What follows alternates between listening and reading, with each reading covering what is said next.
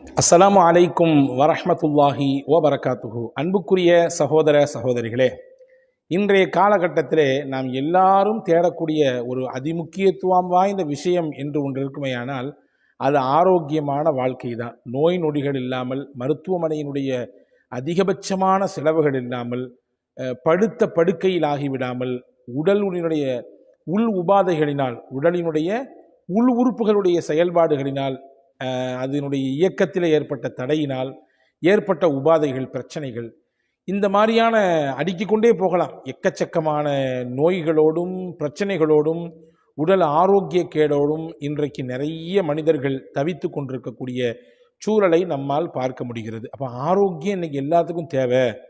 எல்லாரும் துவா செய்ய சொல்கிறார்கள், ஆரோக்கியத்துக்காண்டி துவா செய்யுங்க, இந்தந்த மாதிரி நோய் இருக்குது, இந்த மாதிரி கஷ்டத்தில் இருக்கேன், என் மருத்துவ செலவு இவ்வளோ இருக்குது என்றெல்லாம் நான் சில விஷயங்களை கேள்விப்படுகிறேன். என்ன நான் மட்டுமல்ல, எக்கச்சக்கமான இமாம்களிடத்தில் இப்படியான ஒரு கோரிக்கையோடு துவாக்கள் வருவதை பார்க்க முடிகிறது இல்லையா? இந்த காணொளியிலே நான் ஒரு முக்கியமான துவாவை சொல்லித்தரப்போகிறேன். முகமது ரசூலுல்லாஹி ஸல்லல்லாஹு அலைஹி வஸல்லம் அவர்கள் தினசரி ஓதிய துவா.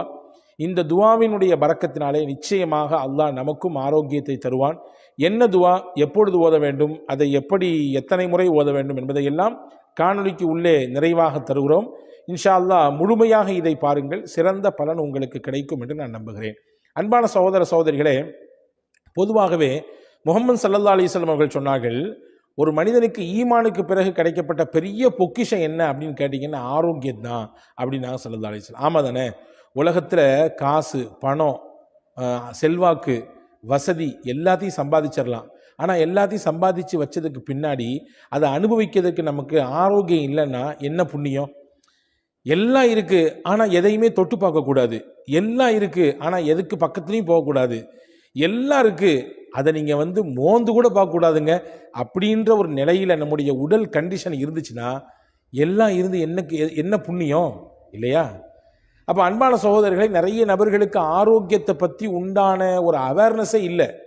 சொல்லப்போனால் அந்த ஆரோக்கியத்தை இழந்ததற்கு பிறகுதான், ஆகா இப்படி செஞ்சிட்டோமே, இந்த மாதிரிலாம் செய்யக்கூடாதுன்னு சொன்னாங்களே செஞ்சிட்டோமே, இப்போ தவிச்சுக்கிட்டு இருக்கிறோமே அப்படின்ற மாதிரியான ஒரு நிலைப்பாட்டுக்கு வர்றாங்க.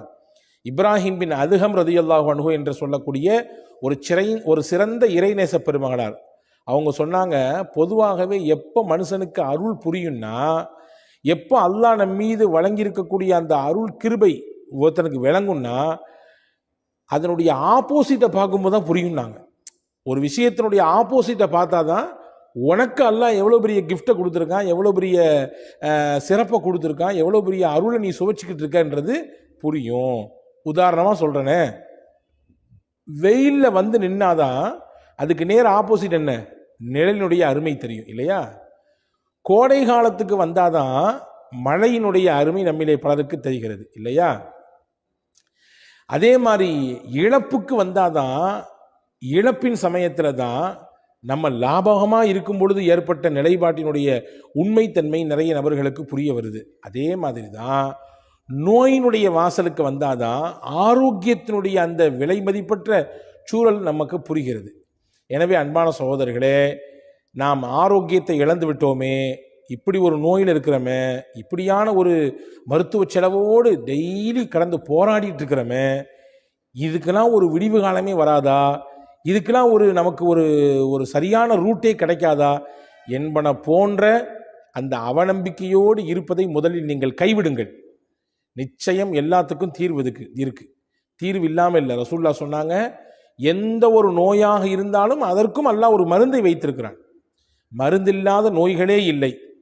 எனவே எல்லா நோய்க்கும் மருந்துண்டு என்று நம்புங்கள். வெளியிலிருந்து உட்கொள்ளக்கூடிய மருந்துகள் எப்படி அவசியமோ அதே போன்றுதான் ஆன்மீக மருந்தும் அவசியம். நம்முடைய மனதிற்கு, நம்முடைய திடமான உறுதியான எண்ணத்திற்கு, நம்முடைய தன்னம்பிக்கைக்கு, இறை நம்பிக்கைக்கான ஒரு மருந்து தான் ஆன்மீக மருந்து.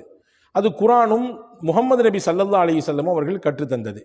அதை தான் இன்றைக்கு நான் சொல்லித்தரப் போகிறேன். பெருமானா ஸல்லல்லாஹு அலைஹி வஸல்லம் அவர்கள் தினசரி ஓதுவார்கள் ஒரு துவாவை. ஹதீஸிலே இருக்கிறது, அபூதாவுதிலே இந்த ஹதீஸ் இடம்பெற்றிருக்கிறது. அதே மாதிரி அஹமது ஷரீஃபிலே இந்த ஹதீஸ் இடம்பெற்றிருக்கிறது. ரசூலுல்லாஹி ஸல்லல்லாஹு அலைஹி வஸல்லம் காலையிலும் மாலையிலும் 3 தடவை இந்த துவாவை ஓதுவார்கள்.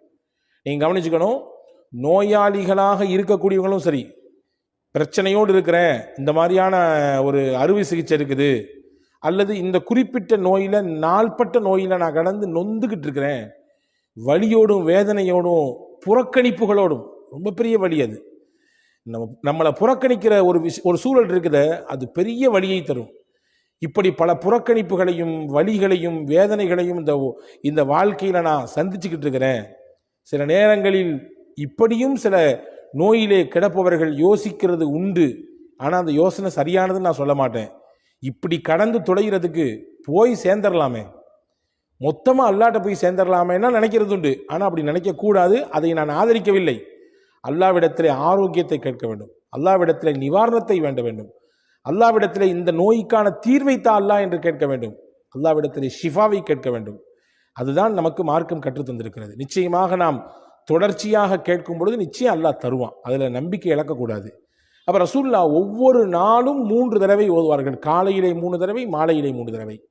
என்ன, யாரெல்லாம் ஓதலாம்? இதை ஆரோக்கியமாக இருக்கிறவங்களும் ஓதலாம். நோயினுடைய வாசலுக்கு வந்துட்டோம், இன்னைக்கு தான் எல்லா ஊடுகள்லையும் எல்லார்ட்டையும் ஃப்ரீயாக வந்து இருக்கிற மாதிரி, பாக்கெட்டில் இருக்கிற மாதிரி சர்க்கரை நோய் வந்து இருக்குது இல்லையா? எத்தனை நபர்களுக்கு அவதிப்பட்டு கொண்டிருக்கிறார்கள். அதே மாதிரி தொடர் சிகிச்சைகள், சில நபர்கள் இப்படியான கஷ்டத்தில் இருக்கிறாங்க, டயாலிசிஸ் போன்ற தொடர் சிகிச்சையில் இருக்கிறாங்க. சில சகோதரர்கள் கேன்சர் போன்ற நோய்களுக்கு தொடர் சிகிச்சையில் இருக்கிறாங்க. சில சகோதரர்கள் இன்னும் சில சொல்ல முடியாத நோய்களுக்கு சிக்கி தவித்து அதனுடைய தொடர் மருத்துவத்தில் இருக்காங்க. மருத்துவம் செய்வது நம்முடைய பொறுப்பு, நம்ம செய்ய வேண்டிய விஷயம். அதே நேரத்தில் வல்ல அல்லாவிடத்திலே துஆ செய்வது நம்முடைய கடமை. எனவே நோயில் அகப்பட்டவர்களும் ஓதலாம்.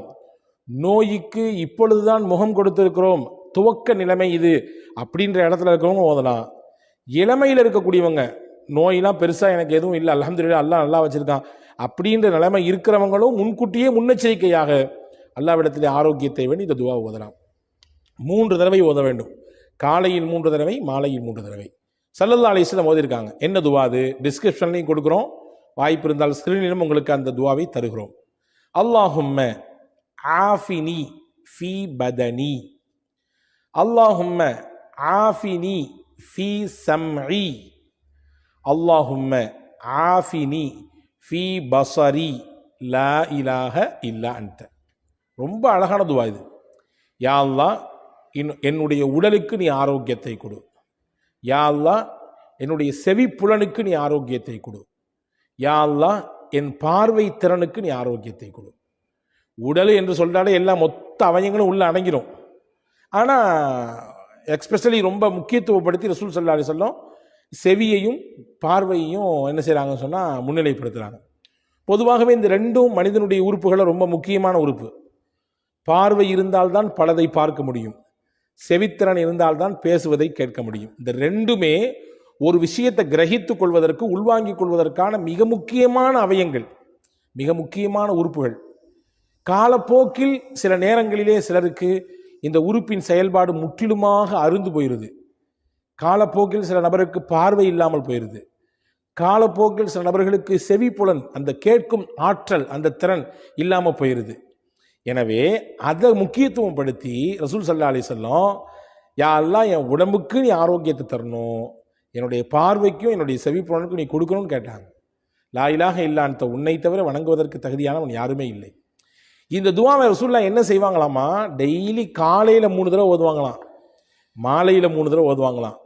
இந்த துஆவை பற்றி எழுதும் பொழுது பெருமக்கள் சொல்றாங்க, யார் இதே நம்பிக்கையோடு, ரசூலுல்லாஹ்வுடைய பரக்கத்தான நாவிலிருந்து வந்த துஆ இது, ரசூலுல்லாஹி ஸல்லல்லாஹு அலைஹி வஸல்லமுடைய திருநாவினால் தினசரி மொழியப்பட்ட ஓதப்பட்ட துஆ இது.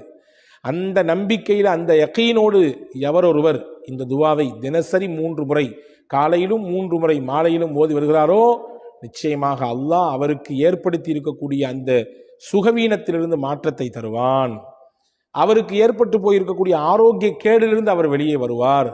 எதிர்காலத்தில் அவருக்கு ஒரு ஆரோக்கிய கேடு அல்லது உடல் சுகவீனம் அல்லது இந்தந்த மாதிரியான ஆரோக்கியத்தில் பிரச்சனை என்று இருக்குமே ஆனாலும் கூட இந்த துஆவின் பரக்கத்தை கொண்டு வல்ல அல்லாஹ் அதையும் தடுப்பதற்கு வல்லமை மிக்கவன் என்று எழுதுகிறாங்க. எனவே அன்பான சகோதரர்களே, அருமை சகோதரிகளே, தாய்மார்களே, இந்த துஆவை நீங்கள் எழுதி எடுத்துக்கொள்ளுங்கள்.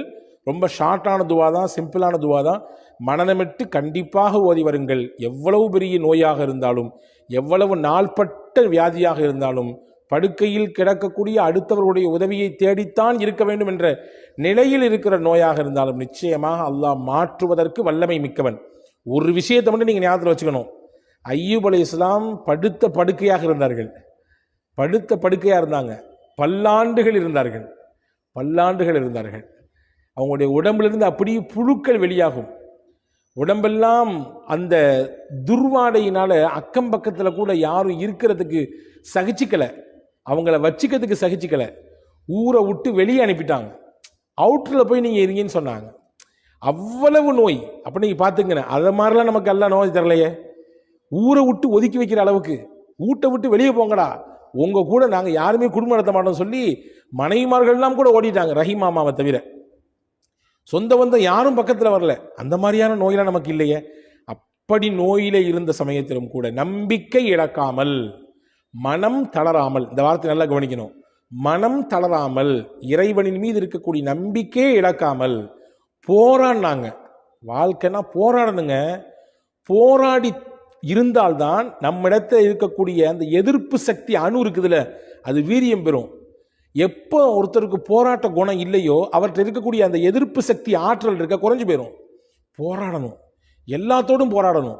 போராடத்தான் நம்முடைய இரத்தத்தில் இருக்கக்கூடிய அந்த சிகப்பணுக்களுடைய ஆற்றல் பெருகும் இல்லையா? எனவே அன்பான சகோதரர்களே, ஹஜ்ரத் அய்யூப் அலைஹிஸ்ஸலாம் போராடினாங்க. கடைசி வரைய நம்பிக்கை இழக்காமல் இருந்தாங்க, மனம் தளராமல் இருந்தாங்க. அவ்வளவு பெரிய நோய் எந்த மருத்துவத்துக்கும் போல. தண்ணி எடுத்து குடிங்கன்னா இல்ல, அந்த தண்ணி எடுத்து தலையில் ஊற்றிக்கிங்கன்னா முடிஞ்சு போச்சு, எல்லா நோயும் முடிஞ்சு போச்சு. உள்ள தண்ணீரை கொடுத்தாங்க, உள்ள இருந்த எல்லா நோய்க்கும் உள் உறுப்புகள் எல்லாம் கொஞ்சம் அப்படி இப்படி இருந்துச்சு. இந்த தண்ணி போச்சு, எல்லாம் கிளியர் ஆயிடுச்சு. தண்ணி எடுத்து தலையில் ஊற்றுங்கன்னா இல்ல, தலையில் ஊற்றிக்கிட்டாங்க. வெளி உறுப்புகளில் இருந்த எல்லா நோயும் நல்லா போச்சு. அல்லாஹ் நாடினால் தண்ணீரை கொண்டு மொத்த நோயையும் ஒன்றும் இல்லாமல் ஆக்கி விடுவான் என்பதற்கு அய்யூப் அலைஹிஸ்ஸலாம் மிகப்பெரிய சான்று. எனவே நம்பிக்கை இழக்கக்கூடாது, மனம் தளரக்கூடாது. நோயாளிகளுக்கு நம்ம சொல்லிக்கிட்டே இருக்க வேண்டிய விஷயம் தான். ஏன்னா நோய் வாய்ப்பட சமயத்தில் அதுதான் இழந்துருவாங்க, அதுதான் அவங்கள்ட்ட போயிடும். ஏன்னா யாருமே கண்டுக்கிறது இல்லையே, யாருமே பார்க்கறது இல்லையே, யாருமே வர்றது இல்லையே, யாருமே நம்ம கூட பேசுறது இல்லையே, நம்ம படுத்து கிடக்கிறோமே, நம்ம பெட்டில் ஆயிட்டோமே.